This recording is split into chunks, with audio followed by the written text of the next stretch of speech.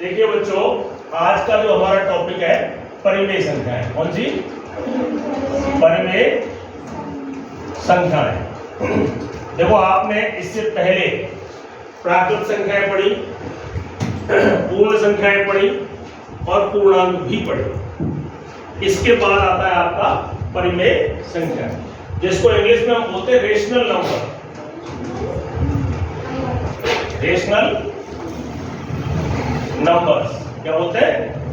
Rational number, परिमेय संख्या। देखो, इसकी परिभाषा क्या है? हमने परिमेय संख्या को P बटा Q के रूप में परिभाषित किया, जहां P और Q पूर्णांक और Q नॉट इक्वल टू 0।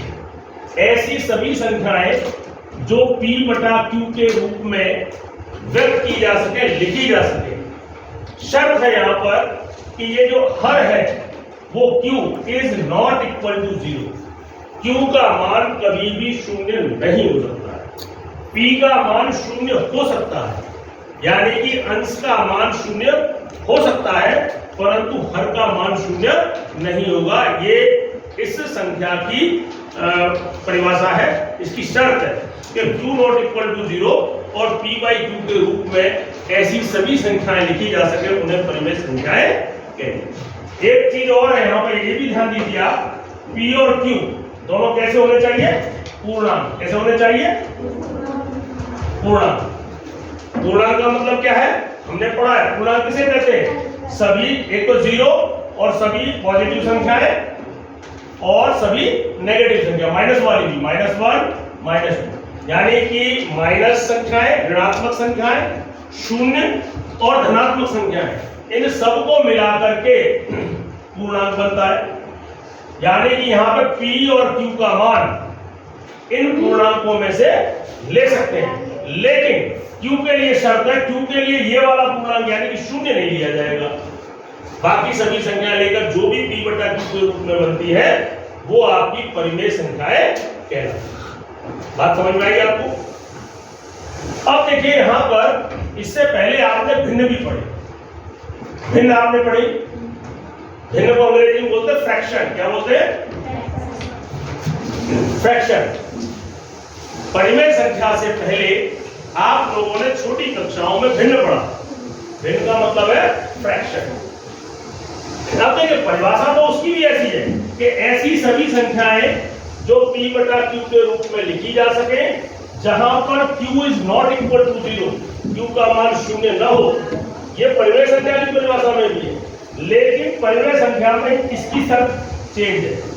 अगर P और Q का पूर्णांक हटा दिया जाए और पूर्ण संख्याएं कर दी जाए, कौन सी? ऐसी सभी संख्याएं जिन्हें P बटा Q के रूप में लिखा जा सके, Q 0 न हो, लेकिन P और Q का मान पूर्ण संख्या हो। कौन सी संख्या हो? पूर्ण। पूर्ण कौन सी होती है? पूर्ण संख्या कौन सी होती है? जो 0 से शुरू हो, 0 1 2 3, इन्हें क्या बोलते हैं? पूर्ण। यहाँ पे P और Q का मान पूर्ण हो, Q नॉट इक्वल टू 0 हो, तो P बटा Q में लिखी जाने वाली सभी संख्याएं भिन्न कहलाएंगी। क्या कहलाएंगे? तो देखो, यहाँ पे भिन्न में और परिमेय संख्या में अंतर क्या है? कि परिमेय संख्या में तो P और Q का मान किसमें होना चाहिए? पूर्ण संख्या 0 1 2 3, और परिमेय संख्या में P और Q का मान किससे होना चाहिए? पूर्णांकों से। पूर्णांक मतलब जिसमें ऋणात्मक भी हो, शून्य भी हो और धनात्मक भी हो। लेकिन दोनों ही पूर्णांक परिमेय संख्या या भिन्न, दोनों में एक शर्त है कि Q यानी कि हर कभी भी शून्य नहीं। यानी कि आप दूसरे शब्दों में यह कह सकते हो कि सभी भिन्न जो हैं वो परिमेय संख्या हो सकती है या होती है, लेकिन इसका उल्टा सत्य नहीं है। प्रत्येक परिमेय संख्या भिन्न हो यह जरूरी नहीं। देखो, जैसे मैं 2/5 लिखता हूं, क्या लिख रहा हूं? तो इसको ऊपर वाले को तो P बोलते हैं, इसको क्या बोलते हैं? Q। तो आपकी संख्या जो है किस रूप में हो गई? P बटा Q। अब देखिए, यहां ये पूर्ण है और पूर्णांक भी है, यह संख्या पूर्ण भी है और पूर्णांक भी है, इसलिए 2/5 परिमेय संख्या भी है और 2/5 भिन्न भी है। बात समझ रहे हो? 2/5 भिन्न भी है और 2/5 परिमेय संख्या भी है। अगर मैं -2/5 की बात करूं, किसकी? तो देखिए ये माइनस होने की वजह से ये जो है पूर्ण संख्या नहीं है, ये क्या है? पूर्णांक है। पूर्ण संख्या नहीं है, पूर्णांक है, इसलिए यह भिन्न नहीं है, इसे भिन्न आप नहीं कहेंगे।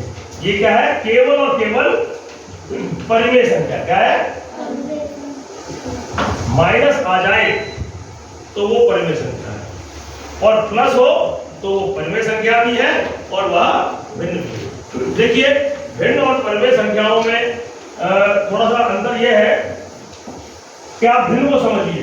भिन्न की परिभाषा क्या थी कि किसी भी चीज के हिस्से करना और उसमें से कितने हिस्से लिए जाए, वो भिन्न की परिभाषा है। जैसे मैंने मान लीजिए मेरे पास 20 टॉफियां हैं। कितनी?